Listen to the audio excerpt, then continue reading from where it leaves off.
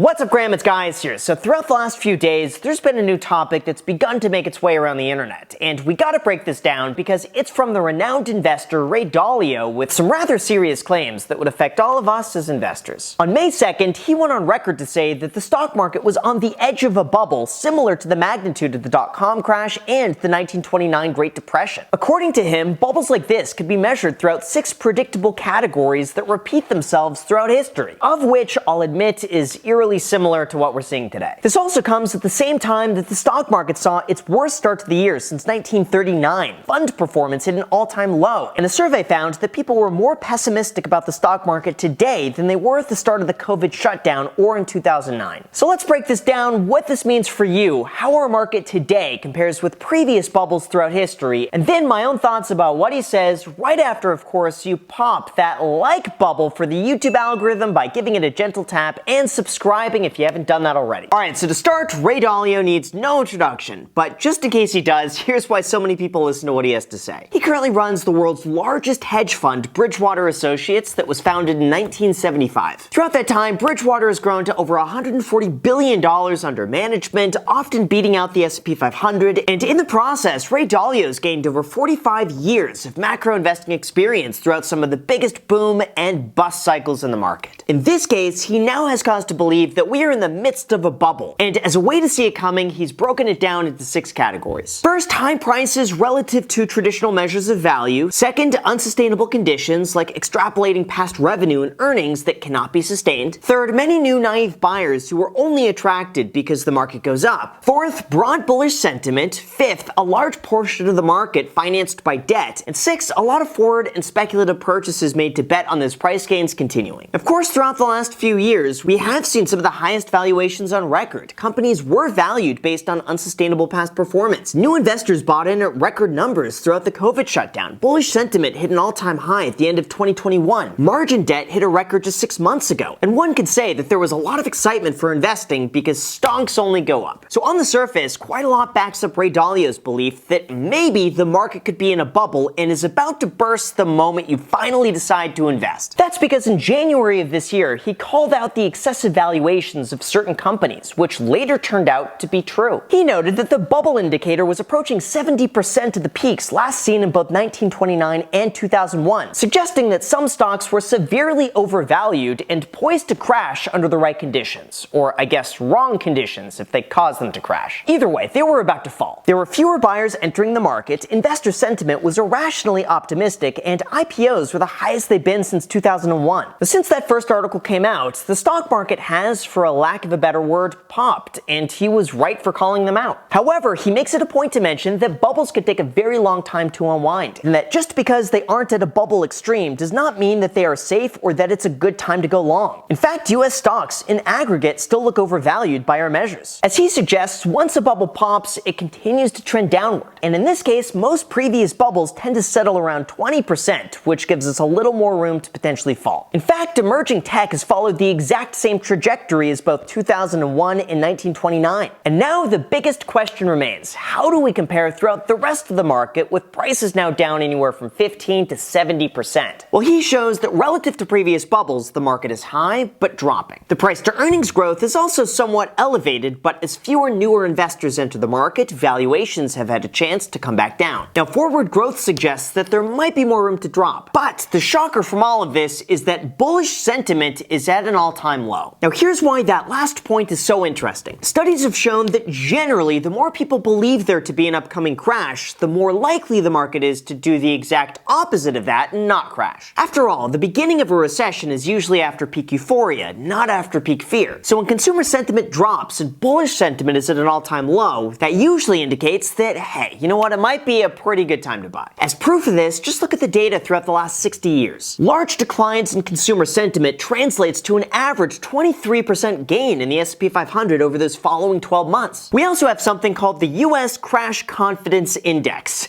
That's a tongue twister, just try saying that 3 times. Anyway, that measures investor sentiment and how likely they think a crash is going to happen. Now, this is really important because the overwhelming data finds that the average investor is almost always wrong at the most crucial points. And if the average investor believes prices are about to go a lot higher, usually that's a sign that things will get a lot worse. This also works in reverse, where the more worried investors are, the more likely we are to have bottomed out. And now that we've begun to trend downwards, maybe this could be a sign that we're about to see a reversal. Now, this is also mirrored by the Warren Buffett Fear and Greed Index, which analyzes that right now the market is mainly driven by fear, especially as the market trades well below its 125-day moving average. Although even though it seems that we could be coming up on a reversal, before we talk about what this means for all of us as investors and whether or not Ray Dalio believes we're still in a bubble, we need to talk about the very popular saying, sell in May and go away. Alright, so in terms of the phrase sell in May, go away, is there any truth to this, and historically, is May actually a good time to sell? Well, the phrase is said to have originated from an Old English saying, sell in May, when merchants and bankers noticed that their investment returns were lower in the summer throughout London's financial district. But in the modern era, it is thought that the stock market tends to underperform in the 6-month period between May and October. Although, is there actually any evidence to prove this? Actually, as it turns out, there is.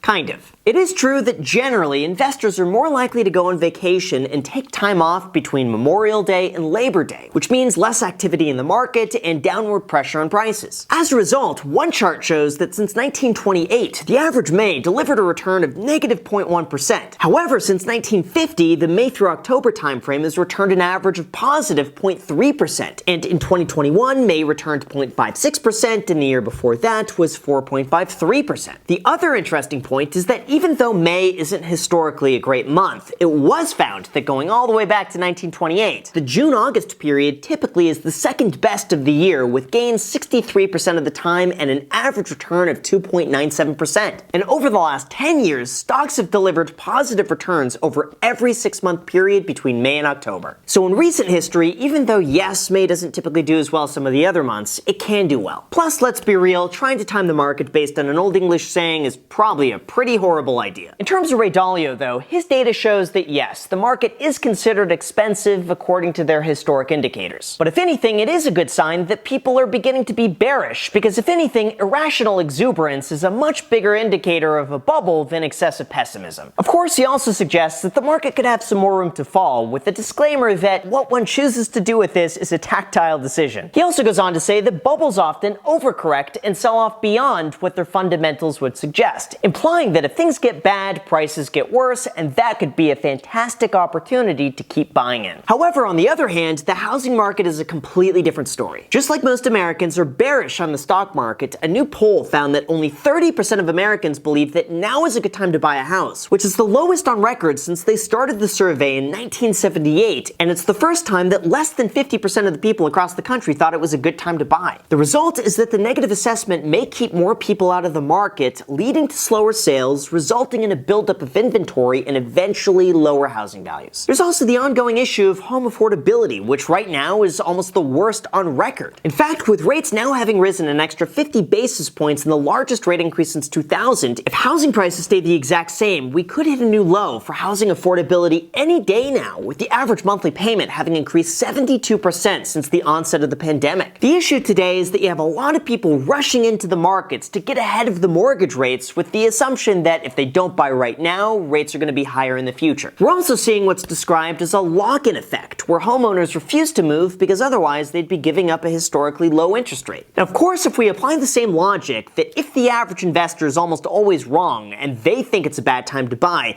then maybe it's a good time to buy. Alright, I'm kind of joking, but I will say that as a real estate investor now for over a decade, this is actually the time I'm beginning to get back into the real estate market, because there are finally deals to be had from sellers who want to sell or cash out quick. It was a long process, but I partnered with other investors like Ryan Pineda to lock in 2 deals that were much larger than I'd be able to do myself on my own. For anyone curious, one is a mix between commercial and residential lofts in St. Louis, and the other is a project in Phoenix, Arizona, where I believe we'll continue to see consistent long-term growth. It's also unique because we're opening this up to accredited investors who could literally invest right alongside with us. So if you're interested in partnering, I'll link to everything down below in the description. On top of that, rents tend to be fairly consistent over time, even throughout the price fluctuation. So as a long-term investor, consistent cash flow to me seems a lot more appealing. As far as where I think prices are going to be throughout the next few years, I'll be honest, I would not be surprised if rising rates leads to some softening throughout the markets, and some parts of the country could begin to see a lot more inventory. But because of a lack of new building and strong demand, I would not be surprised if prices still remained fairly high, at least until they change the laws for more construction and building.